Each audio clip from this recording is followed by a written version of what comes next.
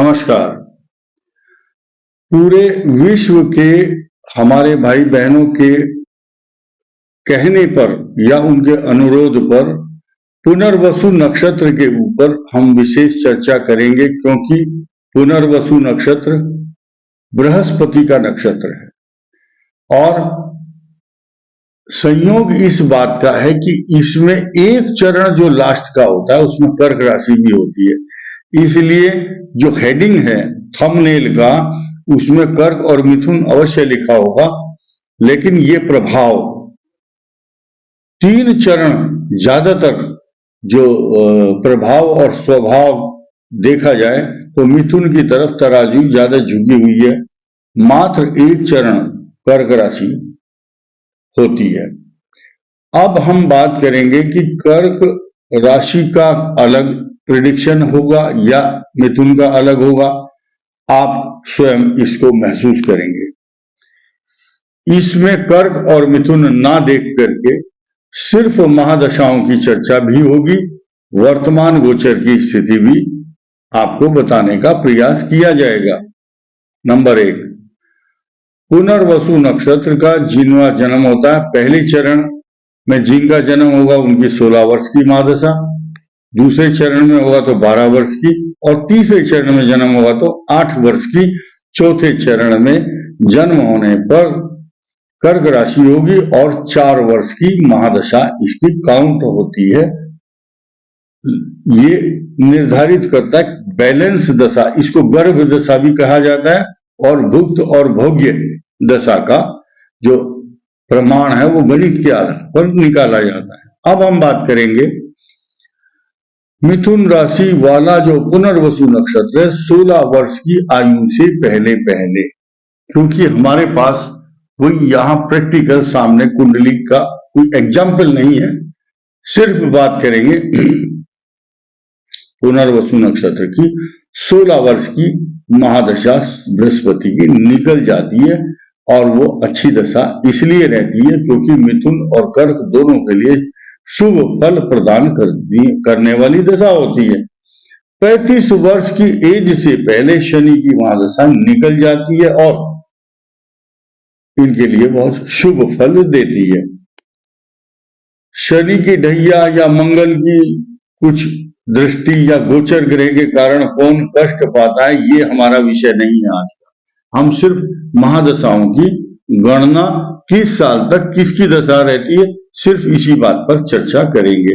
35 साल की उम्र से पहले ही समाप्त हो जाती है शनि की महादशा। उसके बाद 52 साल की एज तक बुध की महादशा रहती है, 17 वर्ष। ये बहुत अच्छा लाभ देती है।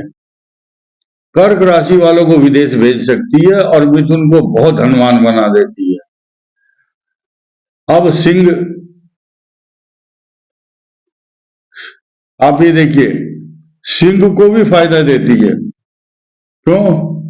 क्योंकि इनके लाभ स्थान का स्वामी होता है। अब पुनर्वसु नक्षत्र के फिर बाद में 52 तक हमने बताया बुध की महादशा, 59 तक केतु, और 79 साल तक शुक्र की महादशा रहती है, 79 वर्ष तक, 79 तक। उसके बाद फिर 85 वर्ष तक सूर्य की महादशा, फिर 95 तक चंद्रमा की महादशा, और ये ग्रहों के अनुसार कौन सा ग्रह मार्केश होगा, कौन शतायु होगा, ये कुंडली का विश्लेषण बताता है।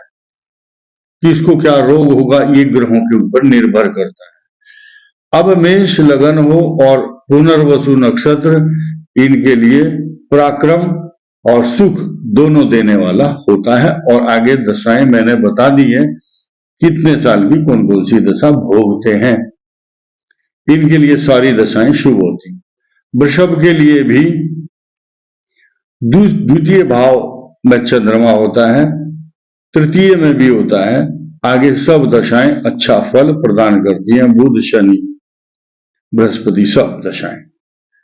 और कर्क लगन, मिथुन राशि का बताया, मिथुन लगन हो, मिथुन ही राशि या कर्क लगन या कर्क राशि हो तो भी आगे सब दशाएं शुभ फल प्रदान करती हैं, क्योंकि चंद्रमा या तो इनके लग्न में होगा या दूसरे भाव में होगा। कर्क लग्न होगा तो 12वें भाव में चंद्रमा होगा। दशाएं सब इक्वलेंट फल देंगी, अच्छा फल देंगी। कारण क्या है, पुनर्वसु जो नक्षत्र है वो बृहस्पति का है, शुभत्व प्रदान करने वाला है, भाग्यशाली होते हैं ये लोग। अब आया सिंह लगन और पुनर्वसु नक्षत्र के लिए चारों तरफ से वरदान बनता है चंद्रमा, लाभ में भी और द्वादश भाव में भी। आगे समस्त दशाओं का फल शुभ प्राप्त होता है। जो दशाएं मैंने गिनाई हैं, 16 वर्ष बृहस्पति, 19 शनि, 17 52 साल तक से पहले पहले बुध और फिर केतु और 20 साल शुक्र और फिर 6 साल सूर्य। बुद्धिजीवी लोग हैं आप, ज्योतिष का सब बेसिक ज्ञान आप लोगों को है। अब हम बात करेंगे कन्या लग्न की, और 10वें भाव में चंद्रमा या लाभ में कोई सूरत ऐसी नहीं है जो खराब फल दे। हर प्रकार से आपको सोने की चम्मच लेकर के आप पैदा हुए हैं जीवन में सुख भोगने के लिए, ऐसी ग्रह दशा आपकी चलती है पूरी लाइफ में। ये यूनिवर्सल इंटरनेशनल वीडियो है और हमेशा हमेशा के लिए आपके काम आएगा। कभी भी देख सकते हैं आप। जिनका पुनर्वसु नक्षत्र होगा, पुनर्वसु नक्षत्र को लक्ष्य करके ये बनाया जा रहा है। बड़ी स्पष्ट और शीशे की तरह साफ बात की जा रही है। तुला लगन पुनर्वसु नक्षत्र भाग्य स्थान में या 10वें भाव में आपके चंद्रमा बैठा है, आप भाग्यशाली घोषित करता है आपको, और आगे सब दशाएं आपकी शुभ फल एकदम बाल्यावस्था से ही आप खड़े हो जाते हैं और आप अच्छे अच्छे आभूषणों से युक्त, सम्मान से युक्त, नौकरी प्रतिष्ठा मान सम्मान, सोना चांदी, नौकरी, अनेक सुख भोगते हैं। वृश्चिक लगन अष्टम में चंद्रमा या भाग्य स्थान में राजाओं की तरह से, क्योंकि आपके भाग्य स्थान को, आपका भाग्य आपके साथ साथ चलता है। लेकिन अगर अष्टम चंद्रमा है पुनर्वसु नक्षत्र वालों का तो रोग कारक होता है, अशांत मन, डिसीजन मेकिंग नहीं होते, ये लोग परेशान होते हैं, कंफ्यूज हो जाते हैं किसी बात को। किसी ने इनको बात कही, कहने के बाद थोड़ी देर बाद याद आएगा, ओहो क्या कहा था, मेरे तो याद नहीं रहा। वो कंसिस्टेंसी नहीं बन पाती इनकी। इसीलिए आपको कंफ्यूज नहीं होना है, डिसीजन मेकिंग बनना है। धनु लग्न और मिथुन राशि पुनर्वसु नक्षत्र या कर्क लगन, सप्तम और अष्टम चंद्रमा होता है पुनर्वसु का धनु लग्न में। आगे सब दशाएं शुभ होती है। जन्म से ही जब धनु लग्न की बृहस्पति की दशा होगी, उसके बाद शनि बुध केतु सारे के सारे अच्छे फल देंगे। योग कारक है क्योंकि ग्रह मकर लगन और मिथुन और कर्क राशि के साथ पुनर्वसु नक्षत्र में आप ये देखिए 6ठे और 7वें चंद्रमा होगा। व्यक्तित्व, जिधर जाएंगे उधर सम्मान, यत्र तत्र सर्वत्र। इनका मन बिल्कुल, कर्क राशि है तो लगन पर चंद्रमा की दृष्टि, व्यक्तित्व आकर्षक, सुंदर पर्सनालिटी, लोग देखते ही इनको, वर हो या एक कन्या हो, बहुत अट्रैक्टिव पर्सनालिटी बनती है। आगे बढ़ते हैं। कुंभ लग्न और पुनर्वसु नक्षत्र वालों का पंचम और 6ठे भाव में चंद्रमा होता है। बहुत धनवान, बड़े पैसे वाले, अच्छे विचारशील, गुणी, अच्छी एजुकेशन, अच्छी आर्गुमेंट पावर।